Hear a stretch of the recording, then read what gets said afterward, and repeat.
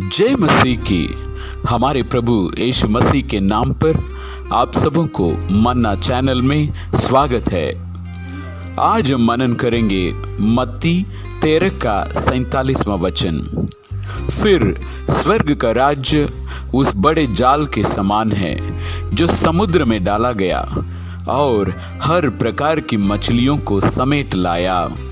इस वचन के अनुसार समुद्र क्या है, जाल क्या है, मछली क्या है, बहुत सारे सवाल हैं। लेकिन इस वीडियो में बाइबल के अनुसार समुद्र क्या है, इसी को हम देखेंगे। बाइबल में समुद्र का लाक्षणिक अर्थ क्या है? बाइबल के अनुसार हम समुद्र का पानी क्यों नहीं पी सकते? समुद्र पर कौन शासन करता है? और अंत में समुद्र के खारे पानी को पीने योग्य कौन बना सकता है? बाइबल के अनुसार इन सारे सवालों का जवाब हम इस वीडियो में ढूंढेंगे। अंत तक देखिए। हिजकेल 47वां अध्याय वचन 1 और 8 से 12 तक। फिर वो मुझे भवन के द्वार पर लौटा ले गया और भवन की डेवढ़ी के नीचे से एक सोता निकलकर पूर्व की ओर बह रहा था।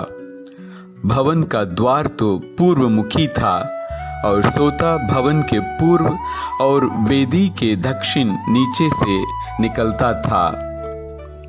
तब उसने मुझसे कहा, यह सोता पूर्वी देश की ओर बह रहा है और अराबा में उतरकर ताल की ओर बहेगा और यह भवन से निकला हुआ सीधा ताल में मिल जाएगा और उसका जल मीठा हो जाएगा।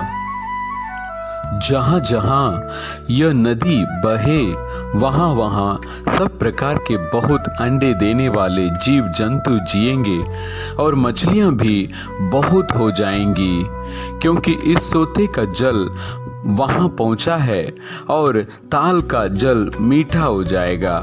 और जहां कहीं यह नदी पहुंचेंगी वहां सब जंतु जिएंगे। ताल के तट पर मछुए खड़े रहेंगे और एनगदी से लेकर एन एग्लेम तक वे जाल फैलाए जाएंगे और उन्हें महासागर की सी भांति भांति की अनगिनत मछलियां मिलेंगी।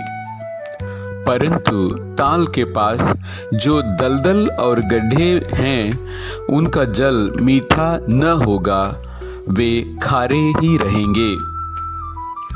नदी के दोनों किनारों पर भांति भांति के खाने योग्य फलदायी वृक्ष उपजेंगे, जिनके पत्ते ना मुरझाएंगे और उनका फलना भी कभी बंद ना होगा, क्योंकि नदी का जल पवित्र स्थान से निकला है।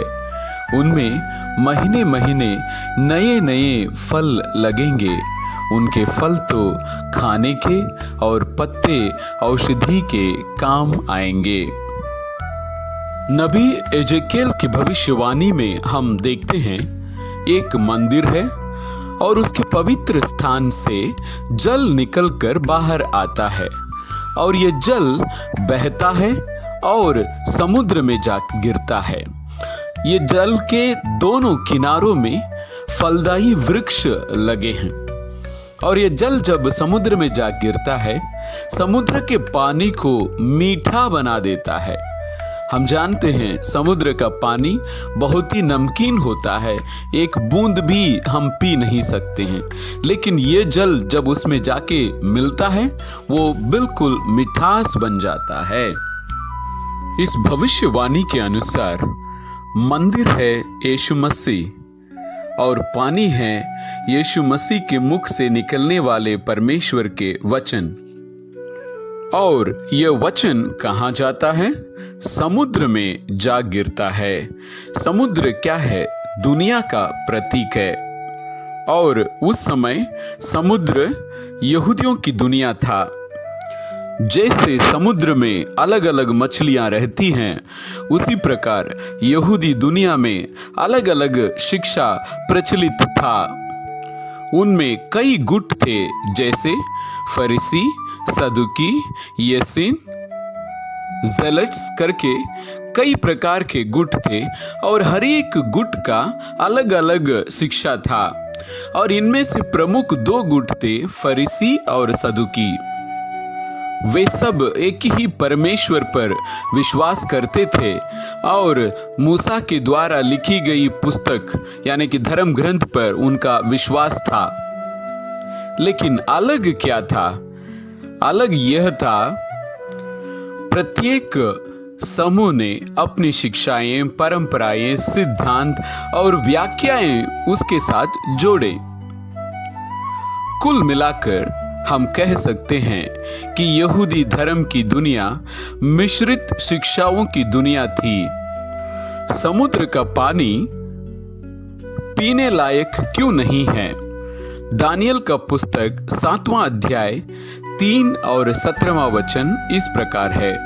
तब समुद्र में से 4 बड़े बड़े जंतु जो एक दूसरे से भिन्न थे निकल आए। उन 4 बड़े बड़े जंतुओं का अर्थ 4 राज्य हैं जो पृथ्वी पर उदय होंगे। दानियल दर्शन देखते हैं और उसे दर्ज करते हैं। 4 जानवर वास्तव में 4 राज्य हैं जो पृथ्वी से उठेंगे। राज्यों पर राजाओं का शासन होता है, इसलिए 4 शासक समुद्र से उठेंगे जो पृथ्वी है। यहाँ समुद्र वास्तविक समुद्र नहीं है बल्कि पृथ्वी है। और इस पृथ्वी पर शासन कौन कर रहा है? शैतान। इस प्रकार समुद्र में शैतान रहने के कारण समुद्र मिश्रित शिक्षाओं से भरा रहता है, क्योंकि शैतान झूठ का सरदार है। वो हमेशा वचन के साथ तोड़ मरोड़ करता है। इसलिए संसार का जल यानी कि शैतान का जल पीने लायक नहीं है। और अगर इस जल का हम सेवन करेंगे तो हमारी आत्मा मर जाएगी। और इस प्रकार यहूदियों के ऊपर शैतान का शासन था, इसलिए वे परमेश्वर के वचन को स्वीकार नहीं किया। मंदिर के पवित्र स्थान से निकला हुआ जल यानी कि यीशु मसीह के मुख से निकला हुआ परमेश्वर का वचन जब जाके यहूदी दुनिया में मिलता है, वो उसको मिठास बनाता है। किनके लिए? उनके लिए जो यीशु मसीह को स्वीकार करते हैं। और उनमें से और भी लोग हैं, जैसे अधिकांश यहूदी यीशु मसीह के वचन को स्वीकार नहीं करते हैं। यूहन्ना 1 अध्याय 4 और 5वां वचन, उसमें जीवन था और वो जीवन मनुष्यों की ज्योति था, और ज्योति अंधकार में चमकती है और अंधकार ने उसे ग्रहण न किया। यहूदियों ने ज्योति को ग्रहण नहीं किया, यीशु मसीह को ग्रहण नहीं किया, अंधकार में ही रहना स्वीकार किया। आइए हम यीशु मसीह को स्वीकार करें और अद्भुत ज्योति में आए।